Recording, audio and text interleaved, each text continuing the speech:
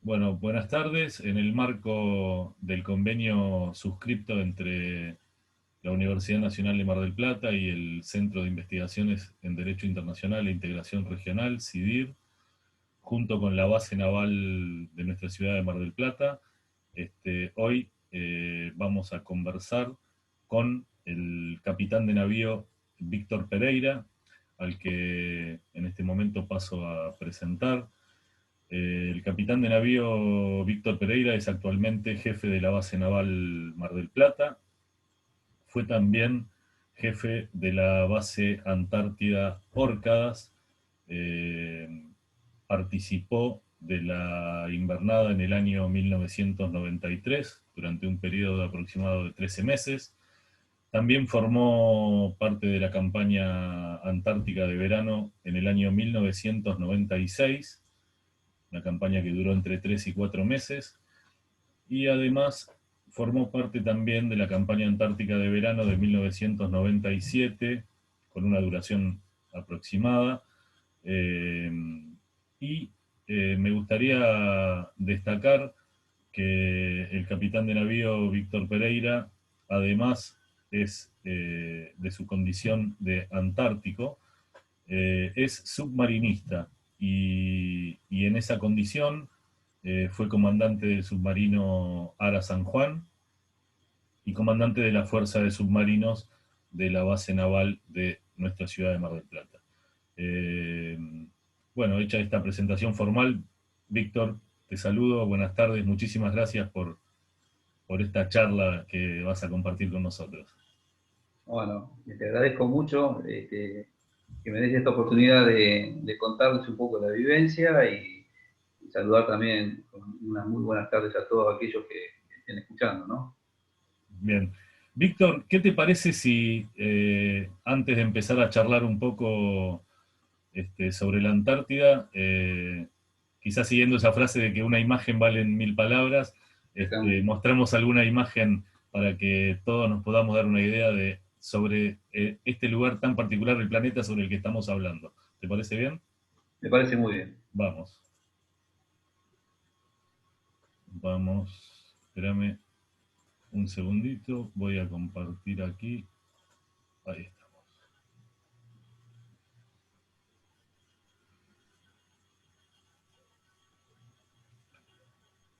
A ver,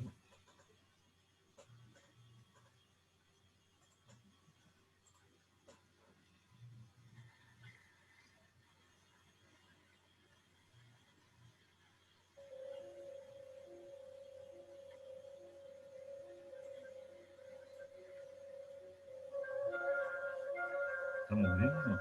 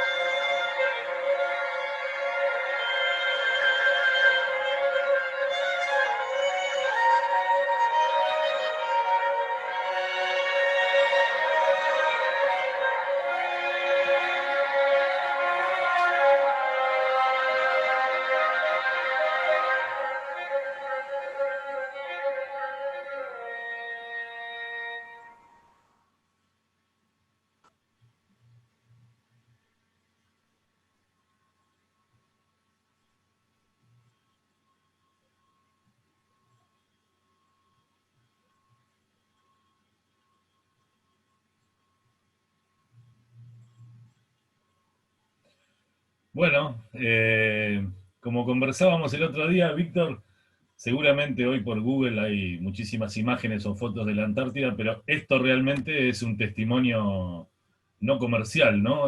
Aprovechando eso que vimos, Víctor, me gustaría empezar con la primera pregunta y que nos cuentes un poco cómo es la vida en la Antártida, ¿no? Porque ahí veíamos la temperatura, la duración del día, ese viento. ¿Cómo es la vida en la Antártida, Víctor? Bueno, ahí como vimos en el video hay muchas imágenes icónicas de la Antártida que para aquel que nunca estuvo puede llegar a imaginarse muchas cosas de la Antártida, como que, bueno, es un lugar inhóspito, terriblemente frío, agresivo a la vida. Y bueno, la vida en la Antártida, en esas imágenes, las tomé yo personalmente. O sea, Qué tienen bueno. muchos años y en esa época no había calidad de video como ahora. Pero bueno, ahí vemos nieve, vemos frío, vemos la naturaleza que los acompaña, con ese pingüino icónico, ese sol de los atardeceres eternos, porque uno acá ve al sol como sube y sin embargo allá lo ve como arrastra por el horizonte y da toda la vuelta alrededor de uno. Ve la bandera y enseguida lo relaciona con un tema de soberanía, está la cruz, bueno, en fin, el trabajo de la gente, veíamos ahí un heliofanógrafo para medir la cantidad de luz del día. Y bueno, uno tiene que resumir esta pregunta diciendo que la vida humana por sí sola no subsiste en la Antártida, sino tiene toda una apoyatura que la sostenga, que esa apoyatura llega desde el continente. Y ahí empezamos a hilvanar algunas cosas como la preparación de la campaña antártica, la preparación de las invernadas. Tenemos allá bases que se abren en el verano y bases que están abiertas, que son permanentes, donde Orcadas precisamente tiene el récord mundial de la base de la ocupación antártica ininterrumpida más larga del mundo, ¿no? Son 117 años y yo te contaba en otra oportunidad que si nosotros cerráramos Orcadas,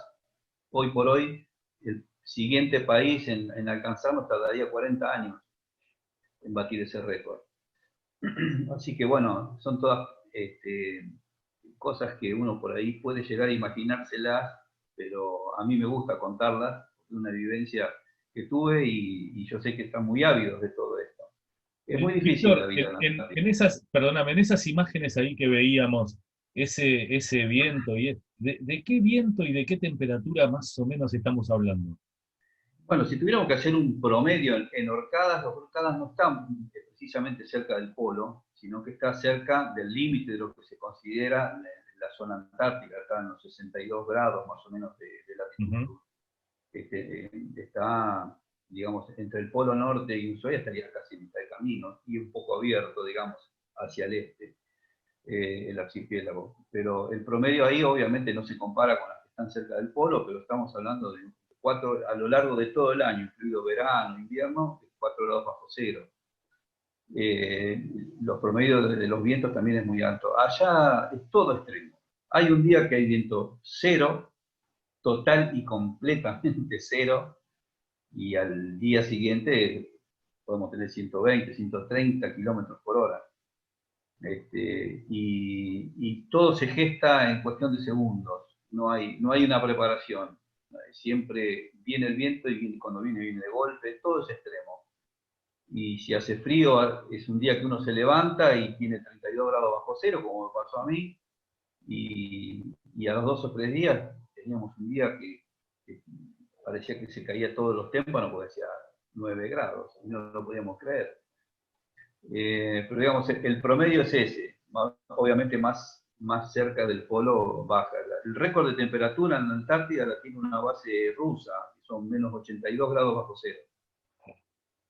Y ¿Qué, qué- nosotros ese año tuvimos 32 reales bajo cero y la sensación térmica para esa temperatura con el viento que había eran 60 grados bajo cero. uh, qué- terriblemente inhóspito para la vida humana, Inhóspito, Víctor, ¿no? ¿no? Sí, terriblemente inhóspito. De hecho, el día que pasó eso, nosotros veníamos con 15 grados bajo cero, 20, 14, 10, estábamos en invierno, ya eso era julio, si mal no recuerdo. Me fueron a despertar. para decirme, eran las 5 de la mañana, 6, para decirme que había 32 grados bajo cero. Ese fue por lo menos la temperatura más baja que tuvimos nosotros. Se me ocurre qué difícil para mantener todo lo que se refiere a instalaciones, ¿no? Que se necesitan. Es muy difícil y lleva muchísimo trabajo diario. Y no hay mucha gente como para decir, yo tenía un electricista, un maquinista, un control de avería, todo uno era. O sea que eh, el sostenimiento de todo eso es permanente. Hay guardias, de lo que uno más se tiene que cuidar es que no quede ninguna de las estructuras edilicias que hay ahí con una ventana mal cerrada o una puerta mal cerrada, porque un viento que abre una puerta es un viento que se lleva a una casa. Y de hecho, ha pasado ahí en Orcadas, hay algunas estructuras, yo cuando llegué miraba y preguntaba por qué estaban esas bases de cemento, y me decían, bueno, porque ahí había un laboratorio que quedó la puerta mal cerrada, vino un viento, lo abrió y se llevó todo. Y cuando se lo lleva uno no encuentra más, porque las tormentas de viento que pasan por Orcadas vienen del continente antártico propiamente dicho, esto es una parte insular, y está justo en el camino del viento que después termina siendo, por efectos de rotación de la Tierra, que se llama Coriolis, termina siendo la sudestada que sufrimos acá en el continente. Ese es un viento frío, que si alguna vez alguien tuvo la experiencia de encontrarse con que de repente si el viento se pone frío, bueno, ese es viento que viene de la Antártida y es la famosa sudestada. Es algo que los marplatenses conocemos bastante bien, la famosa Exactamente, sudestada, ¿no? exactamente. Sí, porque uno acá en la playa estando en la playa la puede ver venir porque es como una pared negra que se viene y de repente, de estar un día apacible, Sí, sí. cambia el viento, viene viento frío y a continuación viene la tormenta de lluvia, obviamente porque este es el fenómeno que se produce. Y en el Río de la Plata genera la crecida del río, que se debe básicamente a que el río no puede desembocar porque tiene todo el viento en contra. La verdad que un lugar por demás particular en el planeta, me imagino, ¿no? Y por eso es tan interesante estudiar la Antártida, porque el efecto que tiene sobre el continente y sobre la climatología, ya no solamente del hemisferio sur, sino también del hemisferio norte, es muy importante. Entonces hay un interés muy particular en el estudio de todo lo que sucede en la Antártida, ¿no? Cómo afecta a las vidas nuestras, inclusive acá en el continente. Claro, claro. Víctor, y la verdad que me gustaría si nos pudieras explicar en, en qué consiste una campaña antártica, porque cuando nos pusimos en contacto este año, hablábamos de titular esta charla o este evento, Antártida 117, y por supuesto está relacionado con el número de campañas, pero la verdad que me gustaría que vos nos pudieras explicar el objetivo, el tiempo de duración, el personal, la logística, el transporte. ¿En qué consiste una campaña antártica, Víctor? Es una respuesta que me podría tomar 5 minutos o me podría tomar 2 o 3 horas, porque es Sí, tan compleja la campaña. Para lo que serían las Fuerzas Armadas, la campaña antártica es una operación conjunta, están las tres fuerzas. Si bien es una operación netamente marítima, ¿cierto?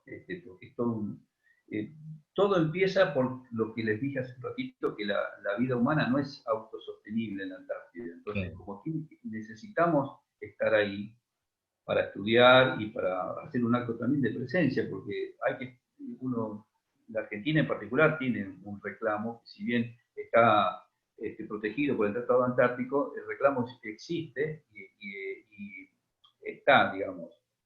Entonces, yo no puedo reclamar nada de algo si no estoy. Entonces, lo primero es estar. Y para estar hay que sostener la vida porque no es autosostenible para el hombre. Y ahí comienza todo lo que es la preparación para eso, y que es la campaña antártica, que empieza el año antes. Ya termina una campaña antártica, llega el rompehielos, termina, se desarma todo, y lo primero que sucede es que comienza la siguiente. Mirá vos, mirá vos. Entonces, ya del año anterior uno empieza a preparar, no solamente por todo lo que es la parte logística de víveres, sino hay que preparar el sostenimiento de todo aquello que la ciencia necesita investigar en la Antártida. La ciencia, estoy hablando a nivel de nuestro país, ¿cierto? Ujú. Hay bases que se van a abrir, que va a haber que ponerlas en servicio porque quedaron cerradas cuando terminó la campaña anterior, que hay que llevar gente, hay que llevar científicos, hay que proveerles del abrigo, de su alimento, de su transporte y de su seguridad física. Y hay bases que ya quedaron todo el año, que hay que reabastecerlas, hay que cambiar sus tripulaciones, porque fue una base que estuvo todo el año ya con todo un tema que lleva una preparación psicológica para el ser humano, ¿no es cierto? Entonces hay que producir los relevos, y nosotros tenemos alrededor de 7 bases permanentes y en total creo que se terminan abriendo, número más, número menos, 7 u 8 bases más en el verano, y hay que sostener todo eso, hay que programarlo, hay que planificarlo, a dónde voy a ir primero, dónde voy a ir después, cómo son los cambios de la gente que hay que hacer, y bueno, esa planificación se inicia cuando termina una campaña, comienza la nueva, con un montón de gente que está en Buenos Aires, donde está el Estado Mayor Conjunto y está el Comando Conjunto Antártico. Hay todo un know-how, obviamente, una experiencia, hay un montón de cosas que ya son parte que son históricos, ya se sabe más o menos qué cantidad de cosas necesitamos. Los que se quedan allá nos van avisando de, bueno, hay que ir previendo nuevas cosas que se desgastan o que se rompen con el uso, y hay que ir preparando a la gente que se va a quedar allá. Comienza con cursos, comienza con cursos de habilitación, y bueno, eso es la campaña antártica. La campaña no es solamente la proyección de todo eso desde el continente hacia la Antártida, sino lo previo. La campaña empieza cuando termina la anterior. Víctor, cuando hablas de la gente que se queda allá, te referís a las invernadas, Exactamente. que son periodos de 12, 13 meses. 12, 13 meses, hubo algunos que por algún motivo, por esta coordinación de cómo se dan los movimientos de traslado de gente, terminan, a lo mejor alguna base termina siendo relevada antes de cumplir el año, ha pasado, que han cumplido 10 meses, y después hay otras, como me tocó a mí, que yo pasé 2 navidades y un año nuevo allá, y 2 cumpleaños. Este, hay que, imagino que tratar o mantenerse muy fuerte y muy sano en lo que se refiere a lo psíquico, ¿no? Me imagino para pasar tanto tiempo en un lugar así de inhóspito. Sí, sí, sí. Yo reconozco que estuve en lo que es la conformación de la tripulación que estuvo conmigo, éramos 14, todos varones, en esa época recién hubo alguna base que tenía tripulación mixta, que era en aquel entonces creo que era Giovanni, pero después el resto éramos todos varones, ahora ya no, excepto la base Esperanza del Ejército que tiene familias. Ah, bien. Eh, eh, pero bueno, ellas están ya en la península antártica. Nosotros, en la parte insular, se iba el rompehielo, pasaba por última vez, se congelaba el mar y hasta el otro año nos vemos. Pero yo tuve mucha suerte y de todas maneras, sí, por supuesto, ha habido algunas circunstancias un poco difíciles, porque todo lo que sucede, digamos, normalmente en una familia, por así decirlo, una casa, una familia numerosa, que parecen por ahí cosas domésticas, allá en el aislamiento todo se agranda, digamos. Cualquier cosita que acá no le prestamos atención, allá puede llegar a ser un problema. Entonces, eso es muy cierto lo que decís, hay que estar muy, muy bien preparado, muy bien preparado. Sobre todo creo que después de un año tan particular como el que nos ha tocado en este 2020, atravesar a todos, me parece que de alguna manera uno se puede dar una idea de lo que es el aislamiento, ¿no? Porque en este año ha ocurrido que nos quejábamos capaz estando en las comodidades de nuestras casas, Me imagino un aislamiento de un año forzoso en un lugar inhóspito como el que vimos en Claro. las imágenes y como el que nos relatás vos, ¿no? Sí, por eso es muy importante la preparación previa, no solo de las personas a nivel psicológico, como muy bien dijiste, sino también la parte de salud. Uno debe Claro. tratar de asegurarse de que todo sea una persona sana en todo sentido. O sea, las posibilidades de atender alguna dolencia ya son muy pocas. Si bien hay un quirófano, hay un sillón de odontólogo, el médico que va allá hace los cursos para poder atender alguna carie, suponiendo, pero todos tenemos que ir con la boca impecable y no tener, estar físicamente sano, digamos, ¿no? Para minimizar la probabilidad.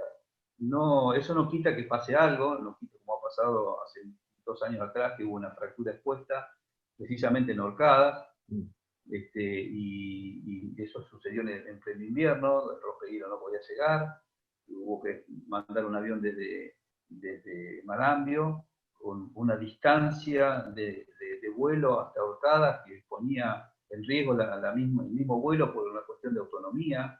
El avión tenía que llegar, encontrar un lugar donde poder aterrizar sobre hielo y tener la certeza de que iba a poder recargar el combustible, porque no tenía para volver. Mm. O sea que fue una... Y había que salvarle la vida a este hombre porque esa quebradura expuesta generó una infección y el oxígeno que había para atenderlo, tenía que respirar oxígeno, estaba asistido, se empezaba a terminar y la meteorología no ayudaba y bueno, fue toda una complicación, gracias a Dios, una tarea titánica y diría yo heroica de los pilotos. Se largaron, pudieron aterrizar, hicieron 2 o 3 intentos, tuvieron que abortar misión y lograron llegar, lograron llevarlo de vuelta a Marambio y desde Marambio sí, que hay pista, traerlo al continente y se salvó. Pero la verdad que es todo titánico, o sea, todo es titánico, hay que ser muy, muy cuidadosos, ¿no? Con todo. Eh, La envergadura que pueden llegar a tener cuestiones que en el continente serían de alguna manera de resolución sencilla, me imagino la envergadura que deben tener tanto en la parte insular como en el continente antártico mismo, ¿no? sí, sí, totalmente, totalmente. Cada cosa que uno quiere hacer, la tiene que pensar bien y diagramar bien, no solamente en la previo, sino estando allá. Hacer una expedición, una patrulla para un determinado punto de la isla donde hay que acompañar a los biólogos, hacer algún tipo de muestreo de una pingüinera o de lo que sea, un conteo, hay varias cosas. Bueno, uno tiene que llevarlos, asegurarles el arribo, asegurarles el regreso, el abrigo, la seguridad física, digamos. Todo eso se tiene que planificar bien porque por un pequeño error puede salir todo muy mal. Ha habido inclusive casos, si yo mal no recuerdo, que fue en el 2005 o 2000, sí, creo que fue 2005, el jefe de la base de Orcadas en ese entonces salió con un bote y 2 tripulantes más y nunca más volvieron. Mm. O sea que, y estamos hablando de un hombre que era un hombre que jefe de base, un hombre muy preparado, era un buzo Claro, táctico, o sea, no, claro. no. Bueno, así es la Antártida, hay que tenerle mucho respeto, no miedo, respeto hay que tener, y planificar bien todo. La improvisación no funciona ya. No funciona, no No. funciona, seguramente no. Víctor, y en esto que conocemos, que la mayoría de nuestros alumnos en algún momento habrán leído y se habrán acercado a estas cuestiones tan particulares, ¿no? Que tiene tanto el Tratado Antártico como el sistema del Tratado Antártico, digo, Claro. el Protocolo de Madrid y demás, ¿cómo, cómo se da esto en la práctica de esto del principio de cooperación, la investigación científica? Y sobre todo te quería preguntar ¿Cómo es esto o qué cuestiones o qué medidas en cuanto a la protección del medio ambiente? Exactamente. Sí, porque, digamos, escrito, está todo escrito de cómo uno debe protegerlo. Realmente. El tema es que después allá, Me llevarlo imagino, a la práctica, me imagino, claro. eh, uno termina queriendo todo eso, se termina compenetrando con todo eso y hace de su vida ahí ese año en particular toda una filosofía de vida para cuidar eso que uno se termina enamorando, en definitiva, de la Antártida. Pero se hace muy, muy difícil, porque las cosas rutinarias acá, domésticas, por decirlo, nosotros pasan inadvertidas en nuestra vida diaria, pero allá no. Desde, digamos, de ser muy estrictos con las raciones para que no sobre tanta comida, porque eso después requiere todo un proceso para poder eliminarla. En Claro. el caso mío, cuando yo fui, todavía no teníamos los compactadores y los incineradores. Podíamos no tenerlos porque estábamos dentro todavía del tiempo que se había establecido como límite para que todas las bases tuvieran su incinerador. Nosotros hacíamos incineración a cielo abierto, pero como eso tenía que ser lo mínimo posible, los residuos que generábamos tenían que ser los mínimos posibles. Claro. Teníamos que ser muy estrictos, cuidarnos con eso, de no generar mucha basura, eh, y sobre todo que en el verano, que todavía está toda la fauna y todas las aves marinas y demás, que no interferir con la alimentación de esas especies Claro. a través de los residuos, ¿no es cierto? Entonces, bueno, los tachos que queden bien tapados, que no venga un viento y lo destape y después estén comiendo ahí las gaviotas, los escubas, los cormoranes. Eh, es todo una labor, además del mantenimiento de la base, el generar el agua que uno consume. Teníamos que en el verano no era tanto, pero en invierno todo se congela, así que el agua que uno consume para tomar, para alimentarse, para bañarse, para lavar la ropa, para usar los baños y demás, había que hacerla, había que derretirla, digamos, ¿cierto? Los tanques de agua están adentro de la casa que está calefaccionada. Nosotros acá tenemos el tanque arriba y nos Claro, olvidamos de que ahí hay agua. claro, claro. Y bueno, el cumplimiento de todos los protocolos para, para el mantenimiento, de tratar de que la presencia humana tenga la menor influencia sobre esos ecosistemas, es muy difícil. Que no lo tenga es imposible. El solo hecho de la presencia del hombre, bueno, hay que tratar de que sea la mínima posible y que no produzca un efecto que, digamos, genere una contaminación o algo que sea irreversible.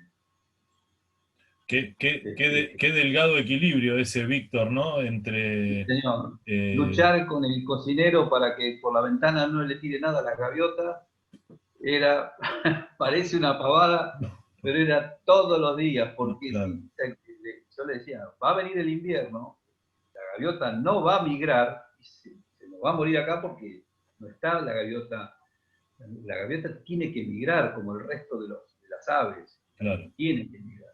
Entonces, son cosas que uno quizás lo puede tomar como una irresponsabilidad, pero es parte de la naturaleza humana, que ve un pajarito y le quiere dar algo. Entonces, todos los días pasaba por la cocina y decía, hoy no tiraste nada, ¿no? No, no, me decía. Cómo una pequeña acción puede alterar un sistema ecológico, Exactamente, exactamente. Hay que ser muy, muy cuidadoso. Pero bueno, después de todo uno lo termina asumiendo como propio eso. Y está atento a ver dónde puede suceder algo que interfiera con todo eso, ya digo, con la presencia humana, ¿no? cuando hoy te referías a las normas, un poco lo que establece el protocolo de Madrid del 91, ¿no? Que Sí, un poco marca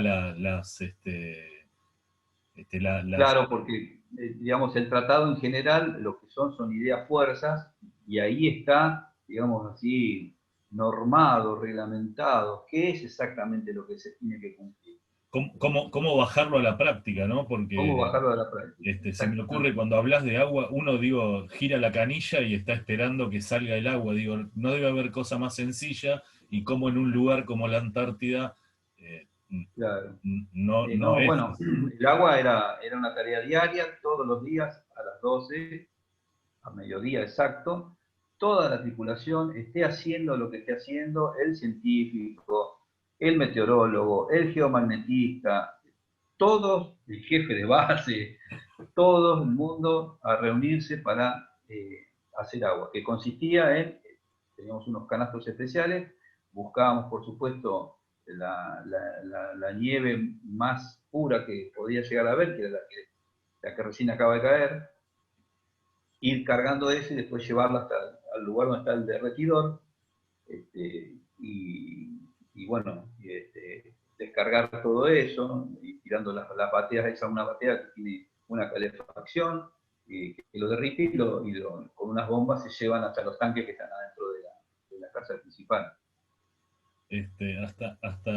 Hasta una cuestión tan sencilla y tan vital como el agua, Claro. hay, Bueno, y ahí está precisamente lo que, fíjate cómo todo se relaciona con lo que vos decías de la preparación mental.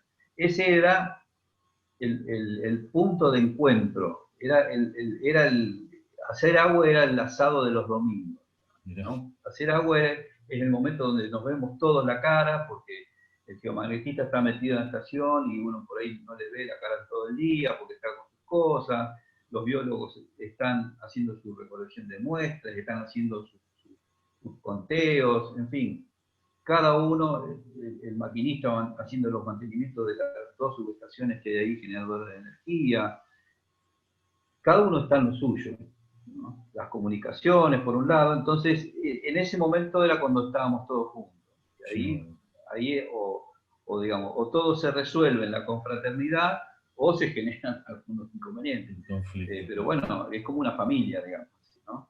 Y bueno, yo en ese sentido no, la verdad que era el momento que eran los chistes, era cuando más nos reíamos, cuando más bromas se hacían unos con otros, así que el tema de hacer agua parece una pavada, pero no es. No, no, me imagino que no. Y Víctor, como, como última cuestión o como para ir redondeando esta charla que seguramente el año que viene vamos a continuar y ojalá pueda ser de manera presencial también. Eh, Ojalá, ojalá porque eso uno puede interactuar de otra manera. por supuesto, por supuesto. Y sería un gusto también desde ya recibirlos en la Facultad de Derecho y que los alumnos tengan la posibilidad de preguntarte personalmente todas esas cosas que seguramente las preguntas que les surgen. Yo quería un poco, para ir cerrando, preguntarte esto del famoso artículo 4 del Tratado Antártico, esa cláusula paraguas de la soberanía, ¿no? Digo, un lugar único en el planeta como la Antártida, donde, como bien decías hoy, si bien nuestro país tiene un reclamo soberano, eh, ese artículo 4 que deja todo en suspenso, en stand-by, congelado, por usar una palabra propia del lugar, ¿qué, Claro. qué, qué, qué, ¿qué particularidades tiene estar en un lugar en donde no hay una soberanía propiamente dicha de un Estado? Tiene, bueno, es un poco difícil de explicarlo, pero digamos, si yo pudiera poner un ejemplo doméstico, por decirlo así, sería la relación del barrio, ahí en la cuadra, ¿no es cierto? Cada uno tiene su casa y todos nos llevamos bien. El problema es que si uno quiere entrar a la casa del otro, el otro lo tiene que dejar entrar. ¿Qué tema, no? Entonces, digamos, el Tratado Antártico, como muy bien dijiste, pone en un paraguas el tema de los reclamos de soberanía, eh, inhibe a futuros nuevos reclamos, pero los que ya reclaman, digamos, están protegidos o está, digamos, congelado todo ese tema para algún día donde habrá que sentarse y decir, y bueno, ¿qué vamos a hacer con esto? El más conflictivo sería el sector antártico argentino, que se superpone con el que reclama Chile, que es lo que reclama Inglaterra. Pero cada uno tiene su base, tenemos muy buena relación con todos. Yo hablaba por radio prácticamente día por medio, con una base inglesa, que es la estación Signy, que estaba en otra isla también del archipiélago de Orcadas, bastante lejos como para poder ir, digamos, en bote. Era muy arriesgado hacer el viaje. Ha habido alguno que lo hizo y se tuvo que quedar 2 o 3 días porque después no pudo volver por la cuestión meteorológica, pero digamos, hubo alguno que lo hizo. Yo lo llegué a planificar al viaje, pero no pude porque la meteorología no acompañaba y después ya, bueno, desistí de hacerlo.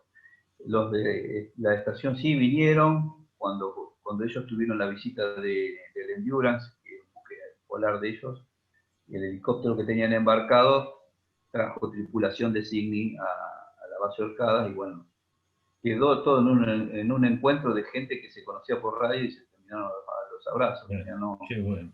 No había, digamos, malos humores en ese sentido. Qué bueno. Ahí en la isla Laurie, que es la isla donde está la base Orcada, en uno de los extremos hay un refugio antártico. Un refugio antártico es una construcción que tiene el objeto de brindarle abrigo a alguien que, por ejemplo, haya tenido un naufragio y no tenga cómo refugiarse y pueda desembarcar ahí. Es inglés ese refugio. Y nosotros íbamos a visitarlo con mucha frecuencia. Y bueno, cada vez que lo visitábamos, le decíamos, le arreglamos la puerta, renovamos los víveres, le pusimos víveres nuestros por si va alguien, nos llevamos unas mantas que había que eran muy viejas y dejamos unas mantas nuevas. Y ellos muy agradecidos, nos preguntaban si estaba bien la estructura, si hacía falta que ellos programaran para la campaña de ellos, digamos, que fuera alguien a hacer las reparaciones y demás. O sea, había una confraternidad antártica que, digamos, traducido a nuestro lenguaje coloquial sería una relación de buenos caballeros. Mirá vos. Y el principio de la cooperación ahí se ve ahí se ve perfecto. Ahí se ve perfecto, perfecto. con lo que Ahí se acabas ve de perfecto. contar, claro. Yo no tuve inspecciones, así propiamente dicho, como las establece el Tratado Antártico, Claro, sí no las tuve, pero obviamente si alguien me pedía venir a ver la base, obviamente que uno no le puede decir que no, claro, porque si no después presenta una queja, ¿no? Y eso, claro. como yo dije, algún día nos vamos a tener que sentar a ver del tema soberanía, y bueno, la Argentina tiene un arcón de recuerdos lleno de cosas que uno puede presentar nuestro país, como por ejemplo ser el país que tiene la permanencia ininterrumpida más larga del mundo. Claro. Y bueno, después hay otras cosas más que son la proyección geológica, mejor dicho, un montón nosotros tenemos nacimientos en la Antártida, hemos tenido 8 nacimientos, si mal no recuerdo. Bueno. Está bien, no se quedaron a vivir ahí, pero bueno, No, nacieron ahí, fueron bueno. registrados ahí, hay un registro civil, tenemos el primer acto de postal, digamos, a través de una oficina postal que se emitió correo. Y bueno, hubo precisamente en Orcadas una situación donde un buque de pesca que era de la Unión Soviética y fue justo la época donde se disuelve la Unión Soviética, tenía conformada la tripulación con gente que eran de distintas etnias dentro de la Unión Soviética y que históricamente vivieron enemistados, y eso le generó muchos problemas al capitán de ese buque y le pedía por favor al jefe de base que dejara desembarcar concretamente 3 mujeres de la tripulación, porque temía por la vida de ellas, ¿no? Porque Mirá vos. ya sabemos cómo son las etnias que han sido enemigas durante toda su historia, Sí, ¿no? claro. Hay varios casos. Bueno, y en ese momento el jefe de base no accedió porque no quería tener, digamos, una complicación de esas, y sin embargo, a la luz de los hechos, eso hubiera sido un asilo político, que es un acto soberano, porque es el reconocimiento de un país sobre la soberanía del otro, que le está pidiendo asilo a esos tripulantes. Bueno, eso salió mal, bueno, está bien, pero hubo muchas que digamos que cuentan a favor del reclamo nuestro. Que algún día habrá que ponerla sobre la mesa. Y qué importante sostener de la manera que lo hacen ustedes la presencia vuelvo al principio de nuestra charla de hoy cuando vos hablabas de la importancia de estar ahí y digo, Claro, todo empieza con eso. Claro, claro. Hay que estar. Hay que estar Bueno, ahí. ahora para estar tenemos que hacer todo esto, y ahí viene la preparación de la campaña antártica y todo eso. Una tarea, yo creo que en términos de soberanía incomparable, y como decía ahí el final del video que nos prestaste, eh, la cantidad de hombres y mujeres que silenciosamente hacen bueno, como lo has hecho vos en varias oportunidades, realmente lo que para nosotros es una tarea, en términos de soberanía, bueno, importantísima, pero además digo en términos humanos, cuánta valentía, cuánto coraje, ¿no? Para llevar adelante esa tarea en un lugar tan inhóspito como nos vamos dando cuenta que es la Antártida, ¿no? Sí, bueno, muchas gracias por esas palabras de reconocimiento. Y bueno, como es anecdótico de todo esto, en aquel entonces nosotros no teníamos los celulares, no teníamos internet, no teníamos nada, nos llevábamos las películas que íbamos a ver. Habían instalado el año anterior una antena satelital, y bueno, y nosotros nos tocó llevar los decodificadores, porque en esa época los canales codificaban señal, y la señal era muy débil, y los días de viento no podíamos ver. Bueno, hay un montón de anécdotas de esas. La radio, obviamente hablábamos por radio con nuestra familia, y era con el famoso cambio, o sea, como en las películas, ¿no? Que uno Claro, habla uno primero, cambio, después hablaba el otro. claro. Y hoy por hoy, las antenas satelitales están instaladas, la internet, la banda ancha, pueden ver cualquier canal, o sea, todo es mucho mejor, pero no quita el sacrificio que están haciendo ahí, y como ya te digo, lo primero que hay que hacer es estar. Ese está, ese está. Ahí empieza todo. Ahí empieza todo. La verdad que creo que para los alumnos y para la comunidad toda, Víctor, me parece que es invaluable para nosotros poder escuchar un testimonio de la vida en la Antártida en primera persona, ¿viste? Porque es algo de lo que la mayoría de nosotros no tiene ni idea o no tiene más conocimiento que el haber leído algún libro o ver alguna filmación, pero escuchar en primera persona la experiencia y la labor que ustedes hacen ahí, para nosotros tiene un valor enorme. Y nuestra idea siempre, creo que el otro día lo charlábamos, es un poco, entendemos desde la universidad pública, promocionar y dar a conocer la tarea que realizan nuestras fuerzas de seguridad, ¿no? Después de un pasado, de una historia que tenemos no muy feliz, nosotros entendemos que parte de nuestra función como docentes de la Universidad Nacional es dar a conocer justamente las labores que ustedes hacen, y esta por sobre todo, porque la Antártida, Claro, claro que además de sí. lo geopolítico, eso, me parece que la presencia de nuestro país a través de ustedes es invaluable, así que nuestro agradecimiento también es enorme, a través tuyo para todo el personal que hace este tipo de tareas. Bueno, yo, digamos, como devolución a esto que vos me estás diciendo, eh, tomo en mi palabra la palabra de todos los que están ahí. Quizás pueda sonar un poco soberbio, pero quiero que todos los oyentes sepan, y lo digo a raíz del comentario que hiciste de nuestro eh, pasado, digamos, que donde como sociedad nos peleamos entre nosotros mismos. Eh, yo me sentí realmente muy orgulloso de representarlos a todos y cada uno de ustedes, a los que no conozco también. Claro. Cuando recibíamos una visita de un buque turístico o de una visita como tuve yo el Hespérides, que es el buque polar español, varias visitas tuve. Realmente yo me sentía muy orgulloso de representar a mi país y aparentemente se me notaba porque me lo decían, ¿no? Y venía alguien y yo le decía, hice la bandera más grande que tengamos. Bueno, Después se iban y poníamos la otra más chiquita porque el viento nos rompía todo. qué bueno. Este, pero y orgulloso de abrir la base para que fueran y miraran lo que quisieran mirar. Ahí precisamente en Orcadas, que había comentado, debe ser la única, no sé si es la única base que tiene un cementerio. Han dejado la vida varios ahí. En total 13, la mayoría de las cruces son simbólicas porque los familiares reclamaron sus cuerpos, pero hay 2 o 3 que todavía están ahí. Y digamos, uno lo hace con ese convencimiento.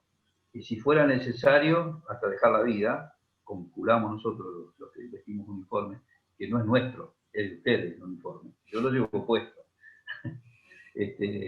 Yo siempre me sentí muy orgulloso de representar a mi país y obviamente a todos los que lo conforman, ¿no es cierto? Los conozca o no los conozca, piensen igual o no, eso no tiene nada que ver. Víctor, está buenísimo escucharte, estuvo, me parece que muy, muy, muy rica esta charla que tuvimos y bueno, por tus aportes, no por los míos, sino por poder escuchar esa tarea tan importante que llevan adelante. Me encantaría, en el marco de este convenio que tenemos firmado entre la base y nuestro centro de investigación de la Facultad de Derecho, eh, comprometerte a que el año que viene, ojalá sea encontrarnos y llevar adelante algunas actividades más, promocionando, dando a conocer y informándole a todo el mundo eh, lo que ustedes principalmente hacen en continente antártico, que me parece que es muy enriquecedor para todos nosotros. Bueno, muchísimas gracias y contar conmigo, sí, por supuesto. Vamos a ver, yo ojalá sea presencial, ojalá poder interactuar, digamos, con la gente y evacuar esas dudas o esas inquietudes, o a veces hasta alguna fantasía que siempre tenemos del tema de la Antártida, yo la Ni tenía hablar. antes de conocerla. Sí, sí, por supuesto, Ni contar hablar. conmigo. Nosotros tenemos un convenio firmado, así que vamos a seguir adelante y me resta nada más que agradecerte, Víctor, el tiempo, la charla, las anécdotas, la información, porque muy enriquecedor, creo, para todos nosotros. Así que te agradezco una vez más en nombre del CIDIR, nuestro centro de investigación, en nombre de la Facultad de Derecho. Te agradezco que hayas dedicado tu tiempo a tener esta charla con nosotros, entonces. Bueno, muchas gracias. Y un saludo para Bueno, todos. muchísimas gracias. Dale, nos vemos pronto.